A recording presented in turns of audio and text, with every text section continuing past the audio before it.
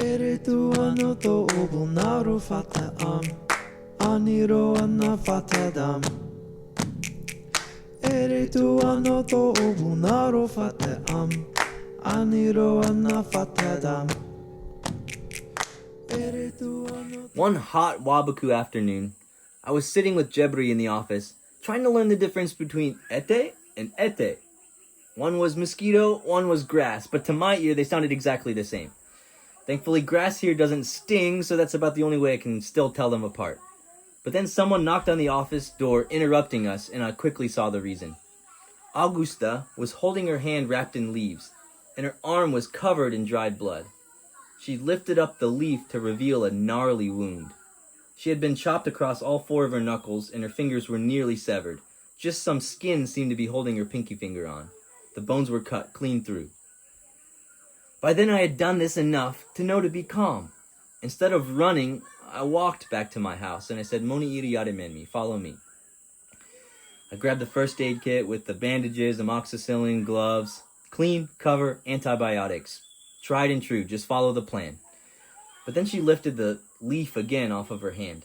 Her wound was packed tight with mud and bits of leaves. She had smashed mud into it to try and stop the bleeding. Ore nina fata dom, I asked, when did this happen? Wade Dabadi, her husband, responded for her this morning. Ugh. Mud in an open wound, sitting all day. I didn't know if my amoxicillin could handle that recipe for infection. I asked her to tell me the story while I ran her hand here under clean water. The pain made it difficult for her to talk, but she needed the distraction. She told me that she was sitting on a log in the bush with her friend. A big rat had run right between them. It was free fast food, so she reached her hand down to grab the rat, but her friend was already swinging her bush knife to kill it and got her hand instead. I cleaned her wound the best I could, and it was clear that this was the deepest cut I've ever seen. Way too much for stitches. I was out of my depth. I snapped a picture of her hand and I sent it to our mission doctor. I needed some advice. I didn't know what to do. He responded quickly, clean it and then send me another photo. Ruh-roh, I thought I had already cleaned it. So I cleaned it again and I sent him another picture. He responded, it has to be completely clean. All the dirt mixed with all that dried blood has to go.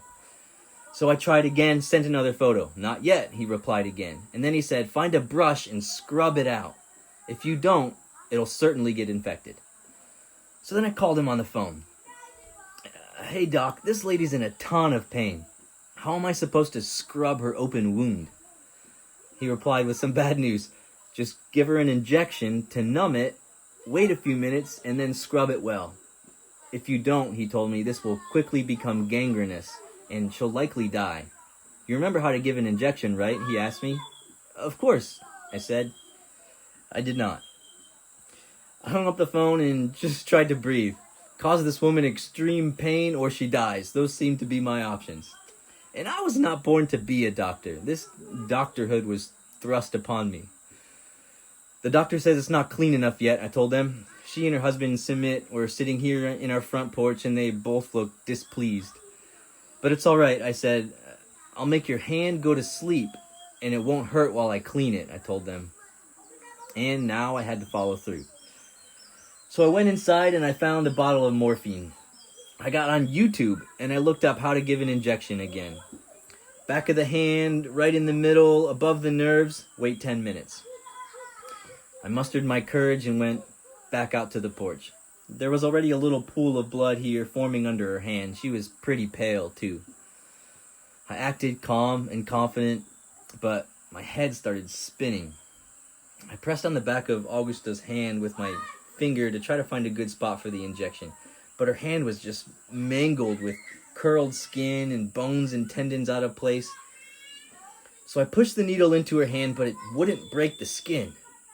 I pressed harder and she winced. The needle just wouldn't go in. Did I have a dull needle? It came right out of the plastic. I picked up the needle and moved it slightly to the left, and then it went in just enough. I must have been hitting a tendon or a bone on the first try. So I slowly pushed down on the plunger and the morphine went in. But as I injected the morphine, a large blister formed under her skin. The top of her hand was now a big bubble. I emptied all the morphine in and then I pulled the needle out, acting like that was normal. Okay, now we wait 10 minutes. I tried to keep my voice calm. I went back inside the house and Lakin read my face. "Did you do it?" she asked.